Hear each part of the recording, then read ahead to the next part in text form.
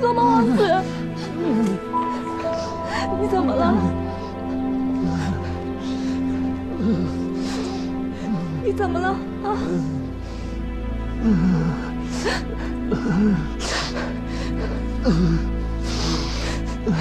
不要，求求你，我不要去借赌场，我不要去借赌场，不要。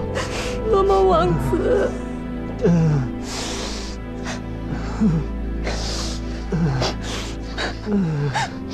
你快走，我可以的，你走。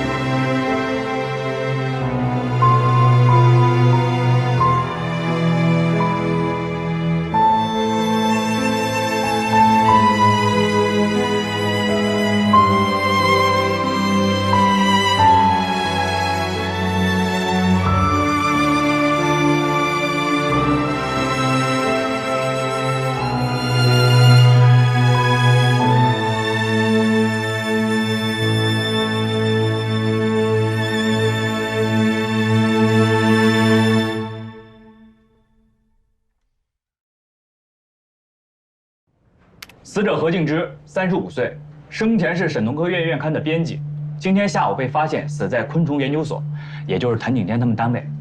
他们单位呢有一个废弃不用的教3楼3层的实验室，这个实验室原本是属于一个叫宋柏清教授的。这宋教授死之后呢，这个实验室就一直闲置着，没人用。从尸体报告来看，死者的脑部出现严重水肿，多脏器衰竭。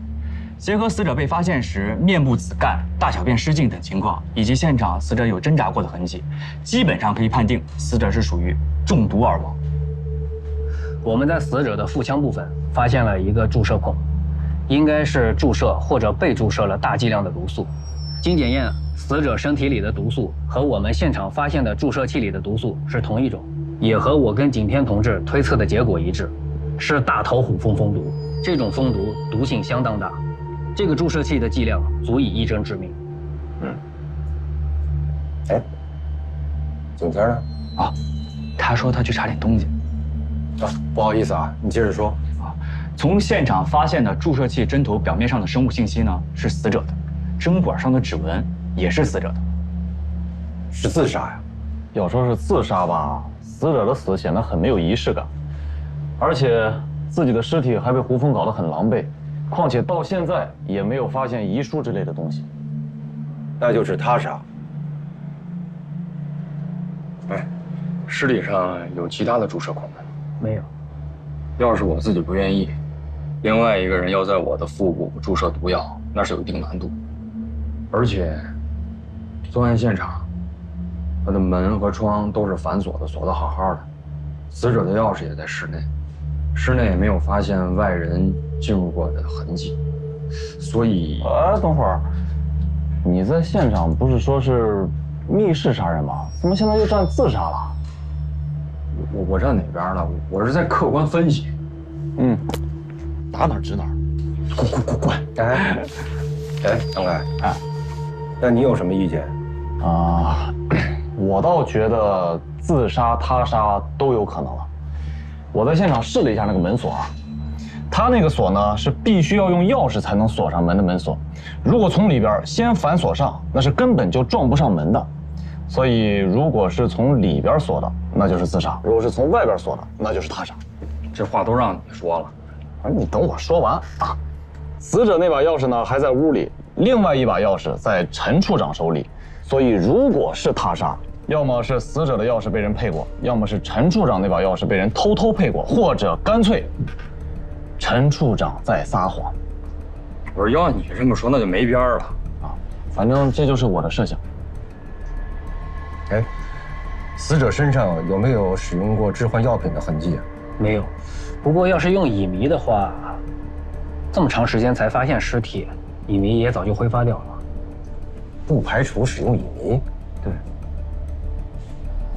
刘志，钥匙上有指纹吗？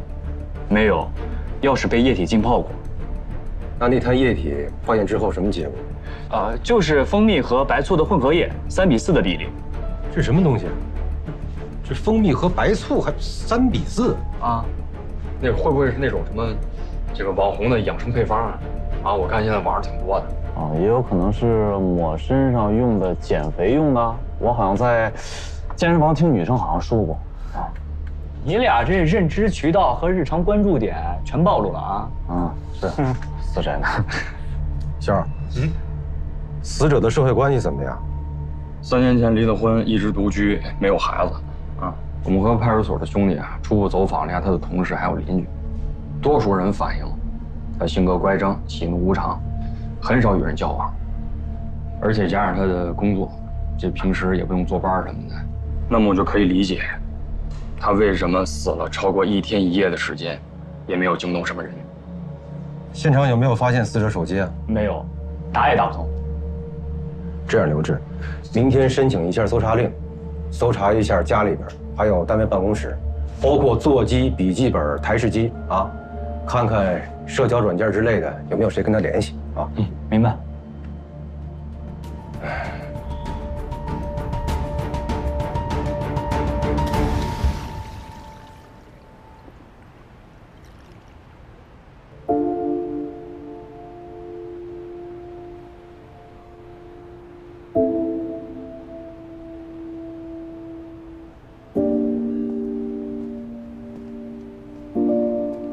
哎，你怎么在这？这话应该我问你吧。我来找经理有急事。什么急事啊？还有我不知道的急事？还真有，是关于她男朋友的事。她有男朋友？你们没见过吗？也在泰国？对啊，刚回国。是一个中国人，还帮我们破了几个案子。我好像听说过。不服吗？会让你服的，这是我的经验。你还没告诉我，你怎么会在这？我忘记带实验室钥匙了。我过来这里是找精灵取钥匙的，不过主要还是为了请他吃饭。那真是巧了，我也要请他吃饭，那一起吧，咱俩 AA， 不会占你便宜的。拆，有没有人说过你很令人讨厌？讨厌我的人有很多，但暂时还轮不到你。走吧。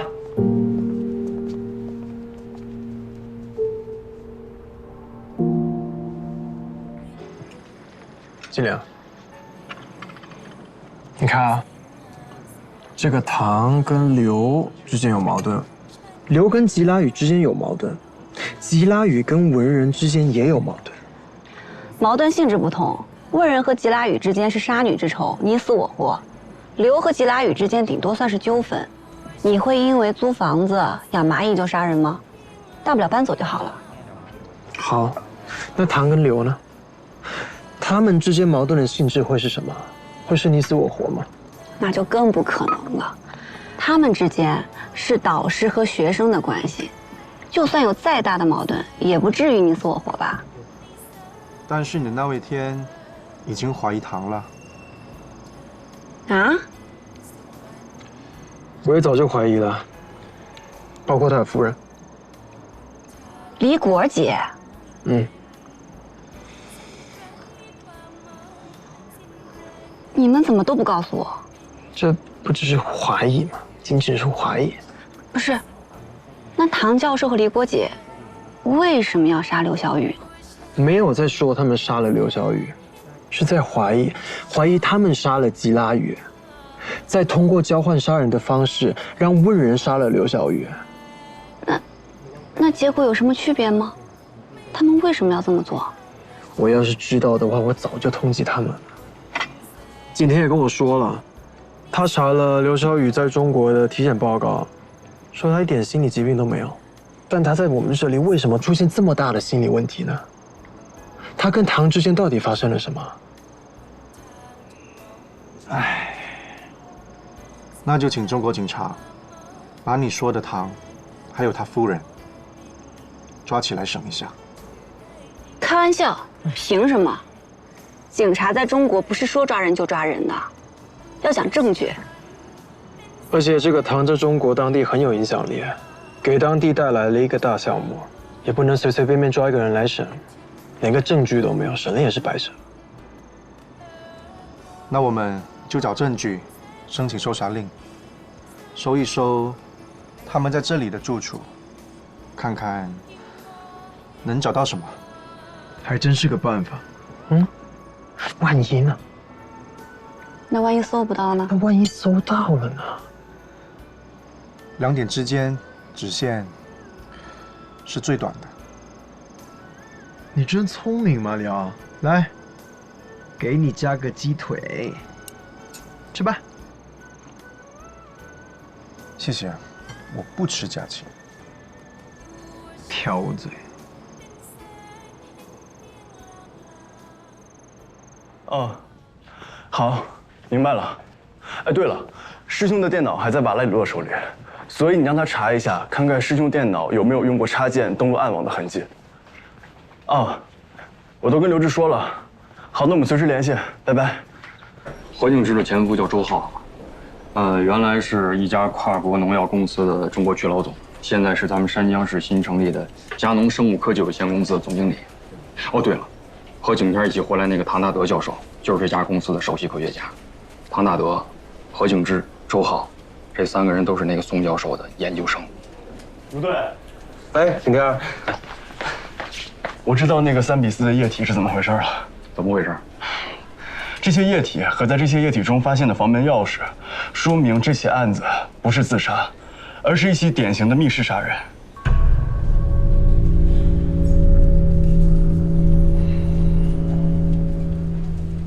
那要这么着吧，唐那里有什么收获，我就继续联系你。嗯，好，随时联系。嗯，好了。嗯，拜拜。拜拜。拜拜。走吧，我送你回去。哎，对了，马里奥，我记得你家跟我家好像也顺路，对吧？要不你送完精灵，再辛苦送下我。啊？我跟你什么时候顺路过？想顺路一下还不简单吗？走吧。走。干嘛？这是。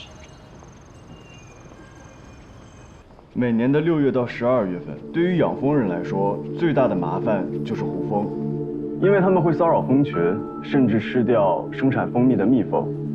长久以来呢，为了对付胡蜂，养蜂人想过很多的好办法。因为胡蜂嗜甜，所以有一个办法就是用蜂蜜与白醋按照3:4的比例进行调制，制作诱饵，然后放到专门的诱捕设备中来捕杀胡蜂。我没明白，这和本案有啥关系啊？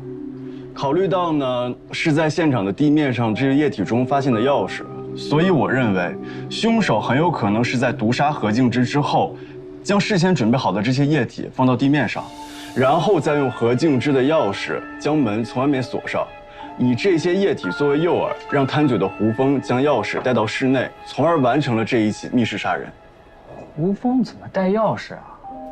用翅膀驮着？这个不难，用水溶线拴上，到达液体之后，水溶线就化了。胡蜂能带得动钥匙啊？这也没什么稀奇的，蚂蚁也可以搬动比自身重很多倍的物体啊。那胡蜂是怎么进去的？门窗不都锁着呢？你不是也说了，实验室地面的门缝少说也有2公分，我觉得足够了。景天，悬了点吧？那凶手不会是小龙女吧？啊，会使唤胡蜂，古墓派的。我别拿了，你闹了。我一猜你们就不会相信。很简单，明天去现场，我用胡蜂给大家做演示，你们就明白了。我还有一个问题啊，如果要制造密室的话，用1只或者几只胡蜂应该就够了吧？那现场为什么会有那么多胡蜂？难道就是为了吃掉死者的眼睛？这个我暂时也没想明白。这样，我还是那句话啊，大胆假设，小心求证。咱们呢，先按照景天的推测走，明天开始分头的走访排查。先把死者的社会关系呢整理一下，还有排查一下胡蜂的可能来源啊。动机，重点在于动机。行，那咱散了吧啊。哎，你们几个今天晚上谁陪景天啊？我。不用了，我现在好得很。哎，别，这么踊跃，你一起吧。好，走。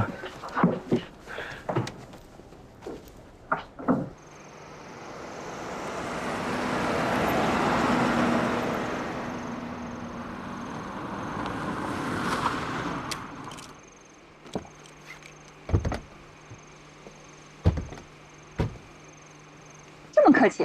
必须的。精灵，我送你进去吧。不用，马上到了，你们赶紧走吧。听到了吧？人家让你别送，你就别送了吧。精灵，拜拜。拜拜。拜。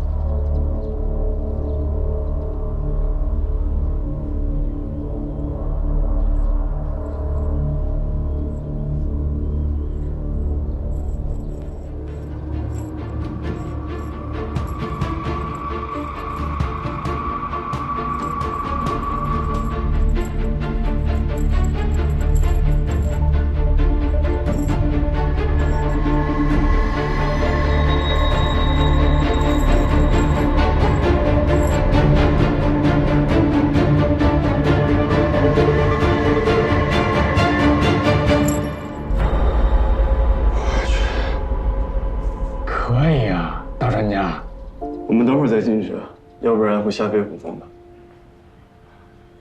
神啊！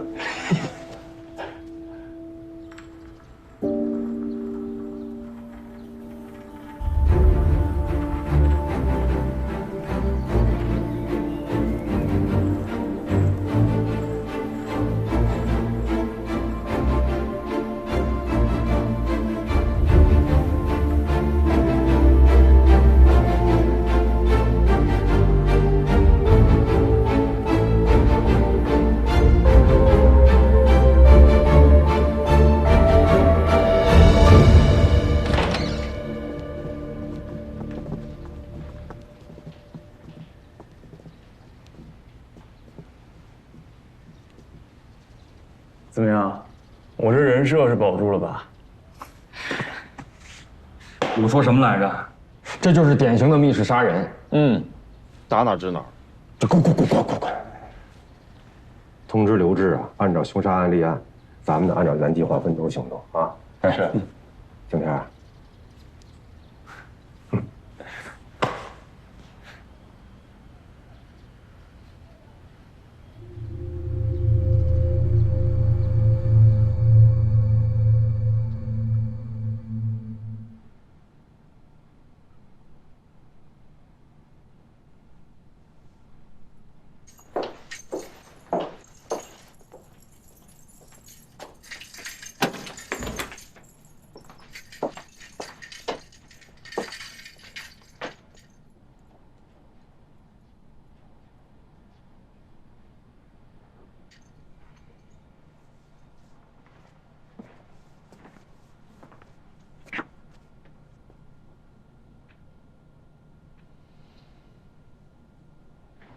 你应该高兴，仇人死了，你也被放了，恭喜你又可以开始新的生活了。高兴。如果你的姐姐自杀了，妈妈因此郁郁而终的话，你会高兴吗？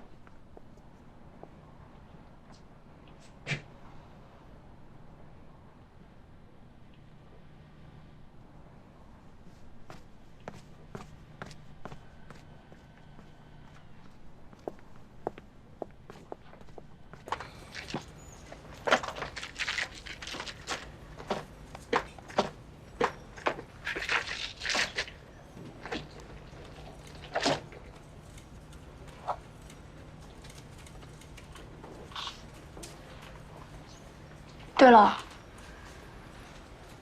你能帮我把这个给王本义吗？这是什么？色盲矫正眼镜。你可以自己当面给他。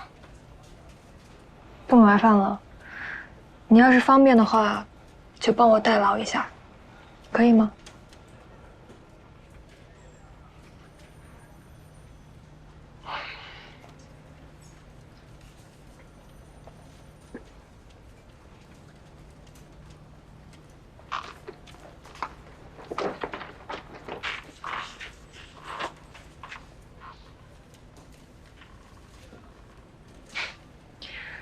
没有摄像头，也没有发报机。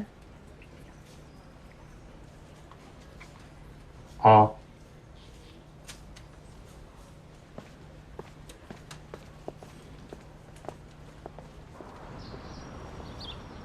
大约以后不用再见了。你们还在怀疑我？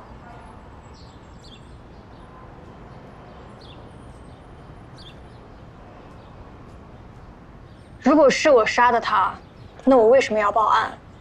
为什么还要告诉你们他之前被蜜蜂蛰过一次？如果我不这么做的话，他的死就是一次普通的意外。我可以走了吗？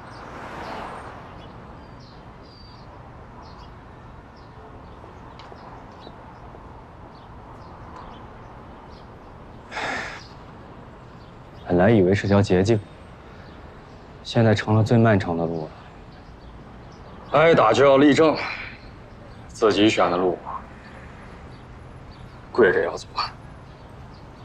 哎，你这都哪儿跟哪儿啊你？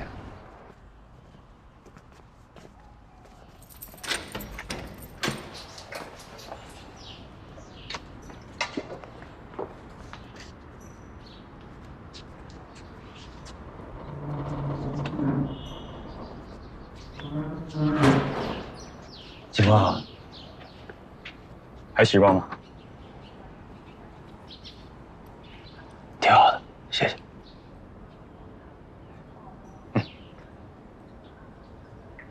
带上。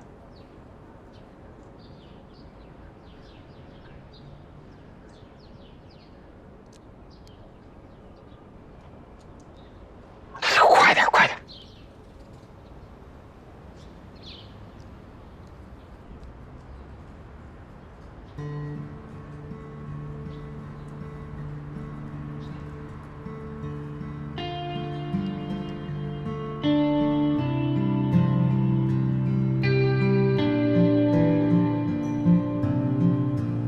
这是孔雪托我给你带过来的，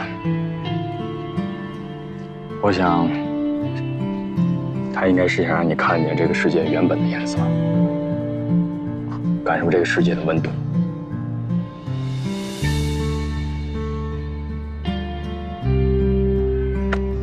好好改造。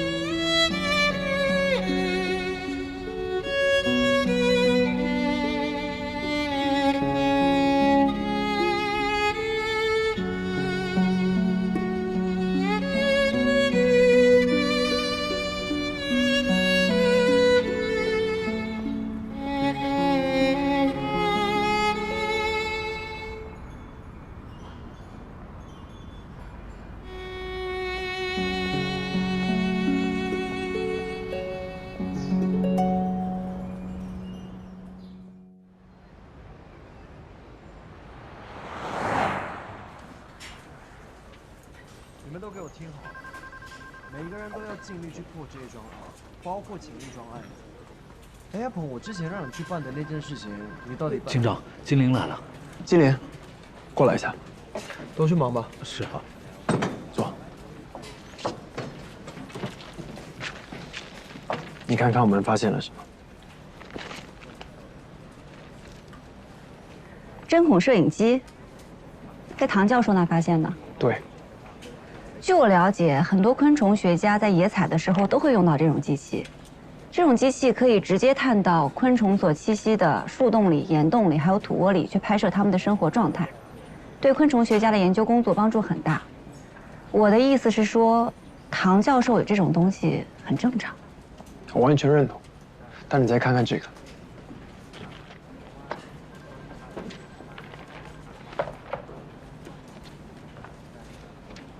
这是什么？这是这个针孔摄像头的检验报告，我们在上面看到了马里科帕须臾的生物成分。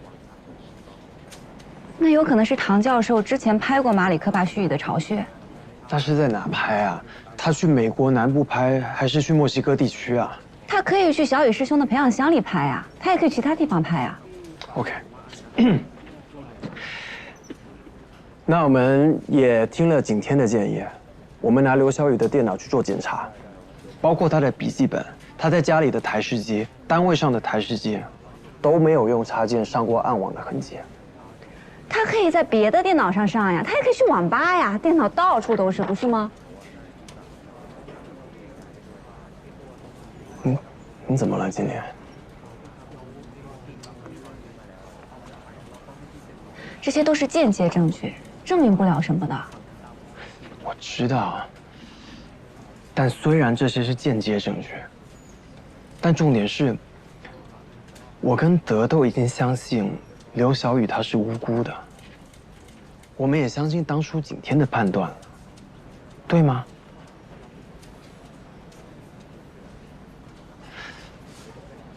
德，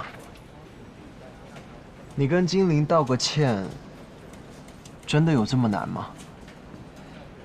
不难啊，那还不赶紧呢？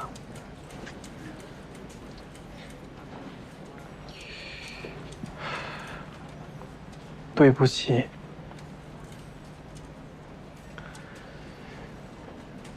德他也知道他自己错了，他也希望景天回来的时候，他可以亲口跟他道歉。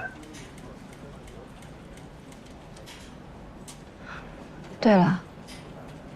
小雨师兄今天火化了，他的父母委托景天向你们转达，他们已经知道了问人的遭遇，所以不准备向他提出民事赔偿了。真是伟大的中国人，我会替他们转告给问人的。我们也一定会抓住真正的凶手，还给刘小雨一个清白的。何敬之死了。 对，他什么时候死的？大前天夜里，在一个废弃的实验室里，被注射蜂毒而死。就是宋教授，您的导师经常用的那个实验室。他跑那儿干嘛去了呀？我给周浩打电话。不用打了，他也不见了。周浩不见了？对，不可能，我们昨天还联系着呢。我们说不见了，那他就一定是不见了。 怎么会这样？你刚才说他是被注射蜂毒而死，就是被杀。对，他杀。那谁会想杀他呢？你们确定他不是自杀吗？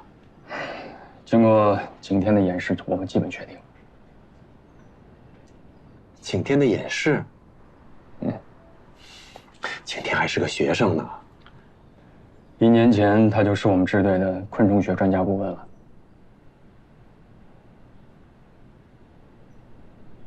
啊，是这样啊。我们这次来呢，是想了解一下，你们2位在大前天夜里的8点到10点之间，在哪儿，在忙什么？有什么人可以旁证吗？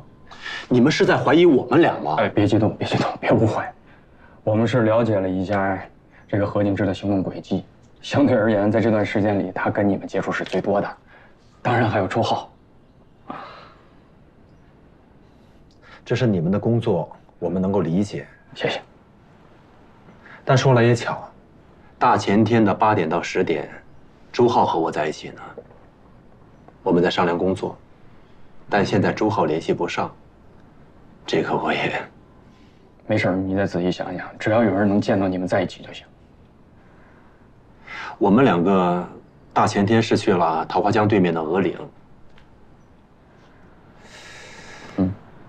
但我真想不起来谁能跟我们证明。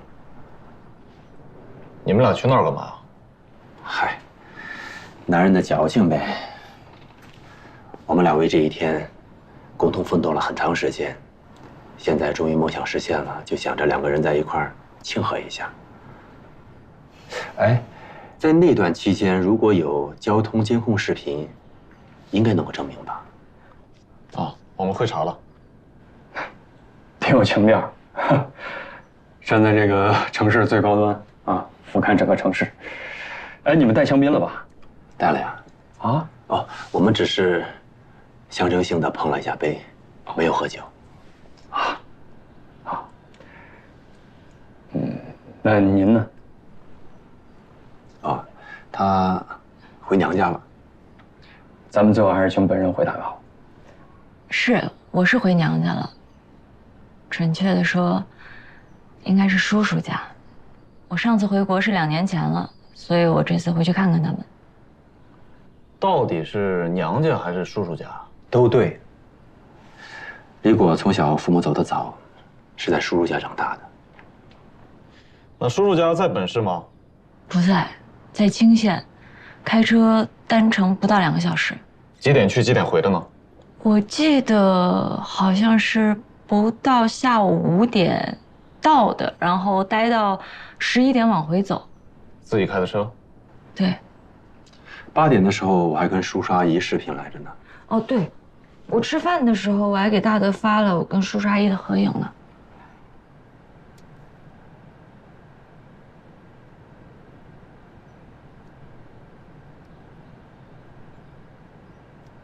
留个证据介意吗？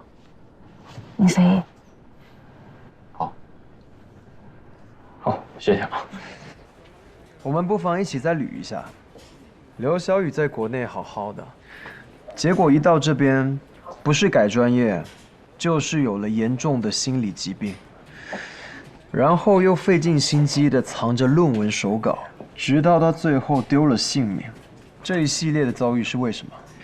再看他的死，就像景天说的那样。刘小雨他费那么大的心思藏着论文手稿，心里装着那么多的秘密，他首先不会甘心自杀，而且景天也确认过了，他没有买任何保险。对，而且就算是自杀的话，也有很多方法。为什么要搞这种交换杀人的名堂呢？万一对方放了他鸽子，他一下子就成了杀人犯，对不对？我也不知道这小子怎么了，一下子变那么聪明了。我只是相信我看到的。OK。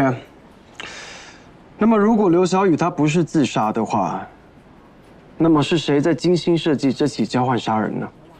我觉得最关键的一点就是，谁能让他在那个时间出现在那个地方，并且穿着黑西装，拿着白菊花。那天我们本来是要一起搞一个追思宋教授的仪式的，所以我们都穿着黑色的衣服。手拿白菊花是一种礼节，这也很好解释。至于那天吃饭的时间和地点，是景天告诉我的，所以天肯定是知道的。除了你，除了天，除了刘，那就只有唐教授和李国杰了。他们俩回国的时候，我跟德去找过他们。李果他说他能证明唐大德和他在头一天晚上，景天离开的时候，他们俩就睡觉了，而且他们还说他们是手拉着手睡的。这种证明完全无法采用啊！当然呀，但是以当时我们掌握的情况，我们无法不让他们回国。最主要的是，我们当时确实是想不通，唐和李果他们为什么要杀吉拉雨？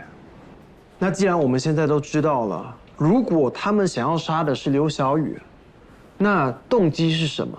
他们为什么一定要杀刘小雨呢？就像你说的，一个导师和学生，他们会有多大的仇恨呢？是啊，唐大德现在是个大人物，拿到了几个亿的大项目，金钱、地位，他都有了。他为什么要在这个时候杀人呢？就算杀人，应该是刘小雨杀他才合理吧？是啊，除非不杀人，这一切就都没有了。bingo。那根据你们了解，何敬之和周浩离婚的主要原因是什么呀？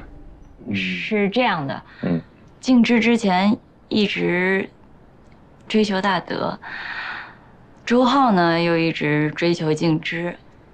我们师兄妹的这些关系，让你们见笑了。哎，后来我跟大德走到了一起，没到半年，敬之就跟周浩结婚了。不过也是没到半年，他俩又离婚了。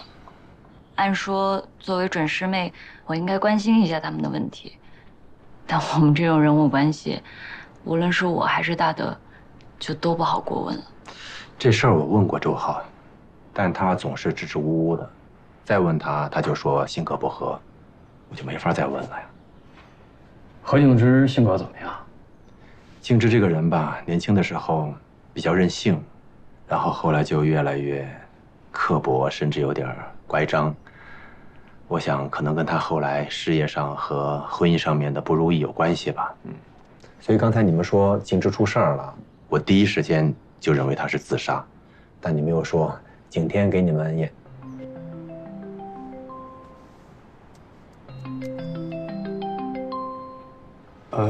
不好意思啊。哎，行，继续。我和你洛哥哥在一起呢。谁？你洛哥哥呀，瓦拉里洛呀。别闹！我跟唐教授还有李果姐在一起呢。哦，对不起啊，我正要跟你说这个事儿呢。瓦拉里洛建议在泰国这边通缉唐大德和李果，这样就可以以两国联合办案的方式，请求山江警方协助调查了。这样啊？你让我再想一想吧。今天，我们这边掌握的都是一些间接证据，所以……我明白。但是……我还有一个灵魂拷问啊。如果这一切都是真的，唐教授他们为什么要杀师兄？你有认真考虑过吗？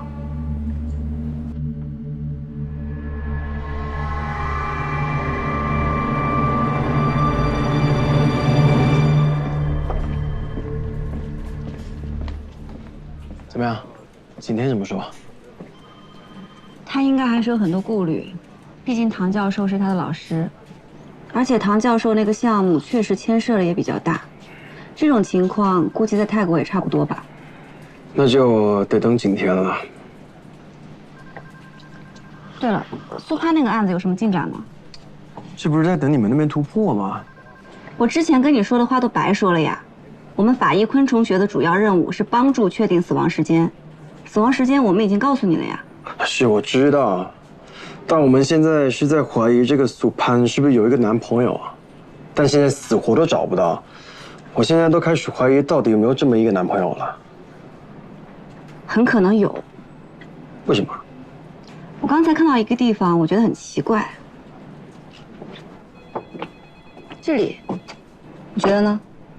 为什么奇怪？这里好像一只脚，一只大脚。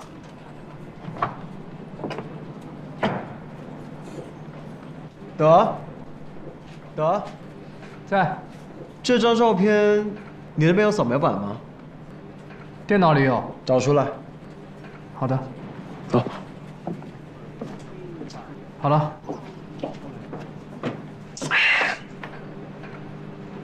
放大，再放大一点。对，就是这儿。真的是一只脚，还是一只大脚？给我打印一份，我回去和苏潘的尸体比对一下。不用比对吧？这么大的一只脚，肯定是男人的脚。哎，你们看，这只脚好像只有4个脚趾。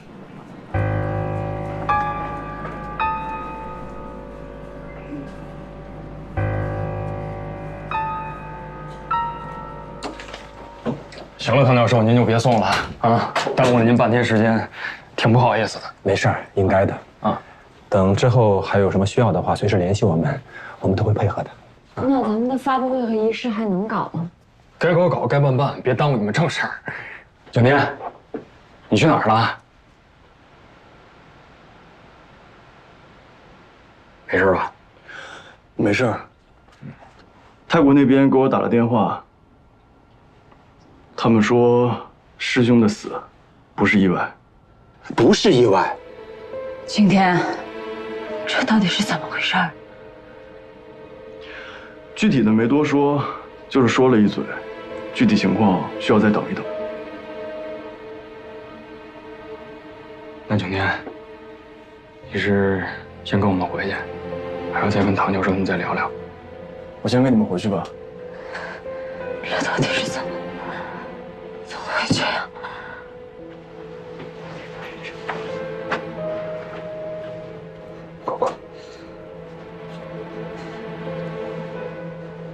教授，李国姐，你们先别着急，有消息的话，我一定第一时间同步给你们。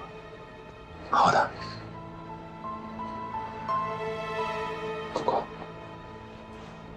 如果师兄不去买什么白菊花，我们那天一起出发，也许他就不会出事儿了吧。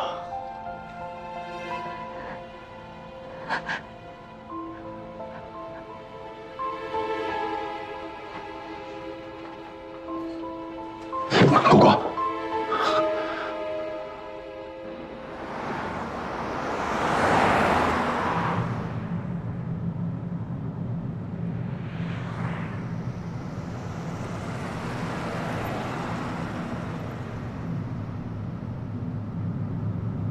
你好好开车啊。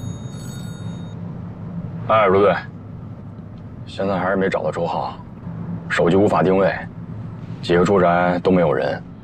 所有的亲戚、朋友、员工，我们都问了遍，都说不知道去哪儿了。啊，不过他名下有一辆车不见了，我到现在还没找到。你找不到接着找啊！别废话了，赶紧找。哎，是，继续找。这个狗日！哟，你敢骂卢队？快，好好开车！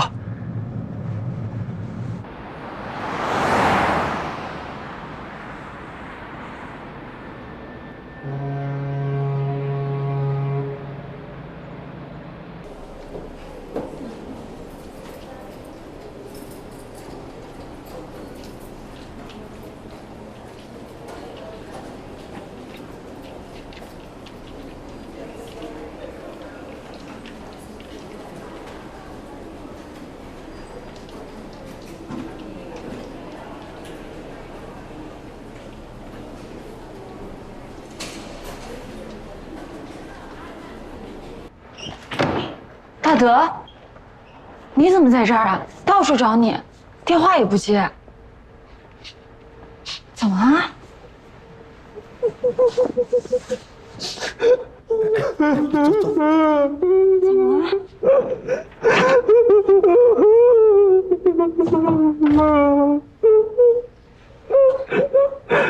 我太累了，太累了，支撑不住了。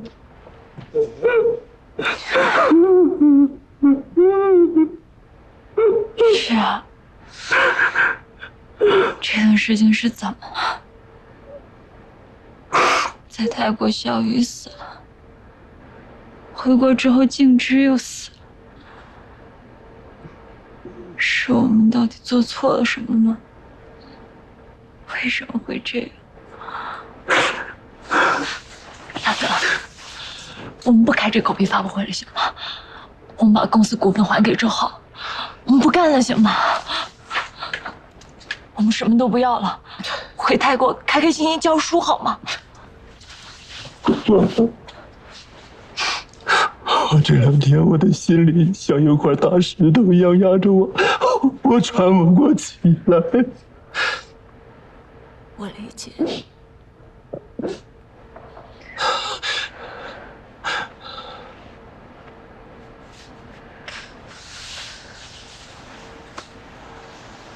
不过，幸亏有你在，真的。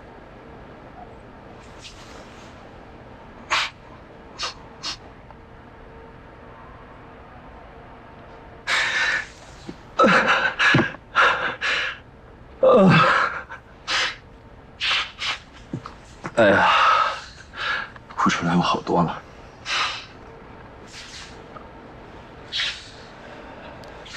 不过，你去把陈处长他们请进来吧，咱们赶紧把明天的流程再对一遍。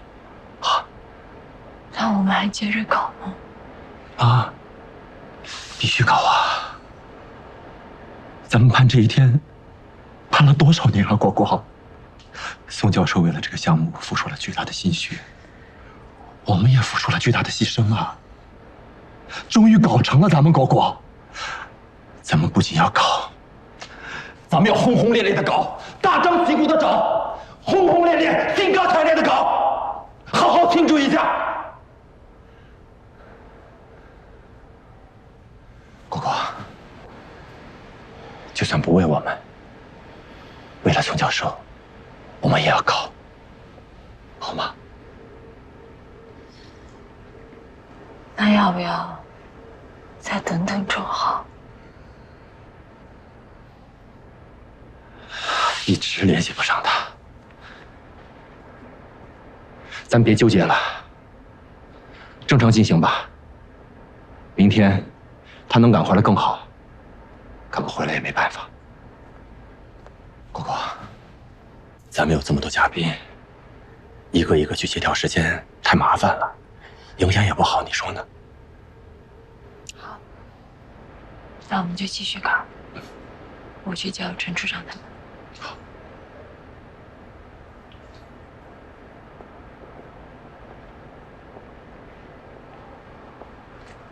果果，果果，咱们再坚持一下。过了这段时间，我陪你好好去玩几天。这个心愿一了，咱们也该考虑考虑要孩子的事情了。现在咱们的条件好了。争取一口气多生几个孩子，好不好？等忙完这阵再说吧，我去叫他们。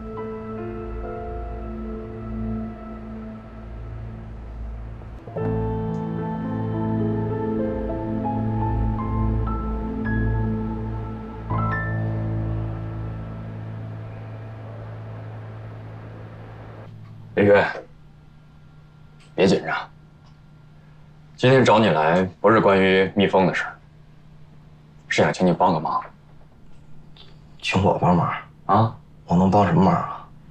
哎，你就说你帮还是不帮吧？帮，说话了肯定得帮啊。能不帮吗？那还那么多废话。天儿，问吧。听说你在佳能公司任职？对，但是肯定被开除了。唐大德是你们公司的首席科学家是吗？是，这个人很厉害。听说你们公司即将投产的新型农药也很厉害。这么和你们说吧，这个产品一旦投入使用，将轰动整个行业，对粮食作物和经济作物的生产将是革命性的。通过插入外源基因增强病毒毒力，进行冠状病毒重组。通过这种重组方法制作出来的新型杀虫剂，可以在零翅目之间快速复制，而且还不会伤害哺乳动物，既安全又有效。你是怎么知道的？这现在可是我们公司的核心机密啊！忘了跟你介绍了，我兄弟，昆研所毒理昆虫学专业研究生，博士。还不是呢？马上了。那你就直接说是同行呗。啊，这类似。也不对啊，那就算是同行，你也不能知道这么清楚和详细吧？这个现在可是我们昆虫细胞工程学的尖端结晶。你们有没有想过，一旦你们这种产品投入使用，灵翅目很快就会灭绝？是。可是，重要吗？可能对有些人来说不重要，但对有些人来说，包括我，地球生物的多样性更重要。张凯哥。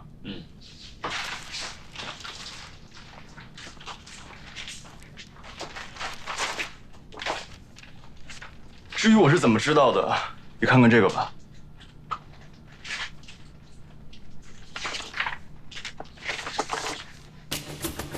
我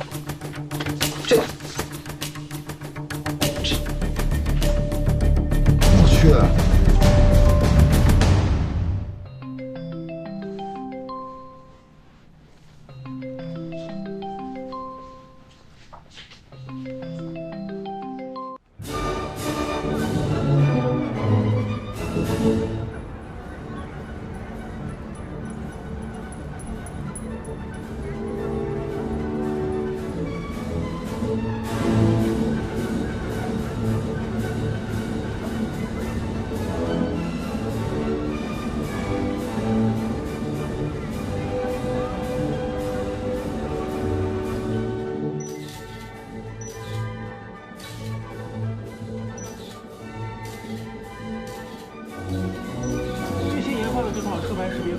是通过车牌提取、图像预处理、特征提取、车牌字符识别等一系列操作，我们可以在海量的车牌当中呢，发现我们的目标车辆。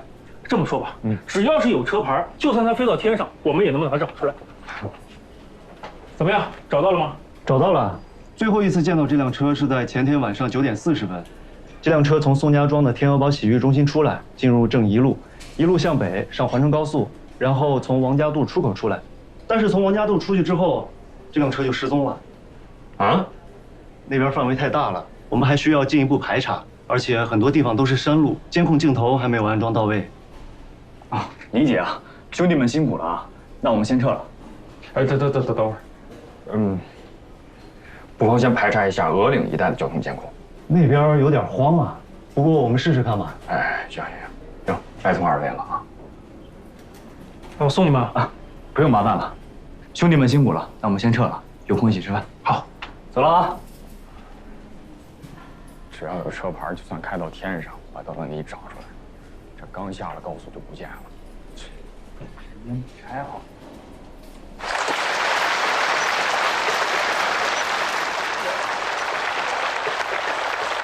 国产农药919号专利的诞生，凝聚着唐大德教授以及我昆研所所有科研人员的心血。它是我们省昆研所、省农科院的一件大事，是中国昆虫学界乃至国际昆虫学界的一件大事，更是我国生物科技领域、农业种植领域的一件大事。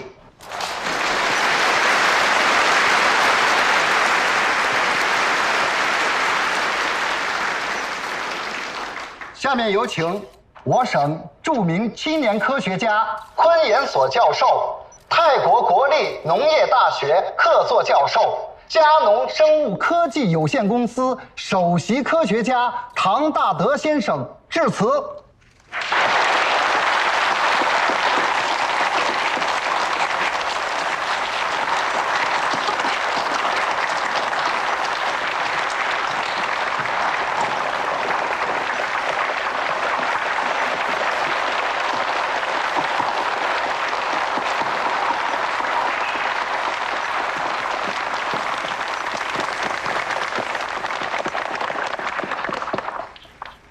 大家好，今天是我们919专利成果发布的日子，更是我的恩师宋柏清教授雕像揭幕、宋柏清昆虫研究基金会成立的日子。宋柏清教授一生致力于灵翅目的研究，作为导师，他用渊博的学识哺育了我，用严谨负责的科学精神影响了我，用坚韧不拔的治学态度鼓励了我。作为师长，作为朋友，他的仁爱、宽厚，温暖了我，也在危机关头不惜牺牲自己的生命保护了我。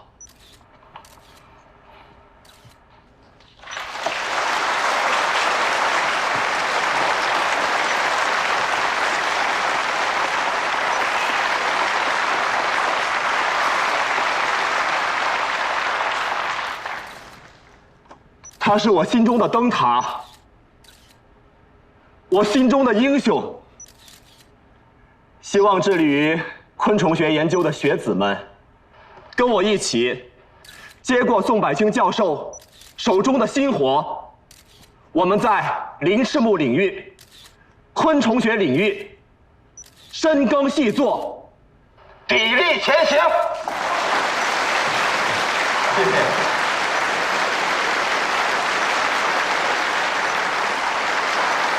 下面有请世贸处会副会长李海祥先生、著名昆虫学家刘长平先生、农科院副院长魏光宇先生和唐大德教授一起为雕像揭幕。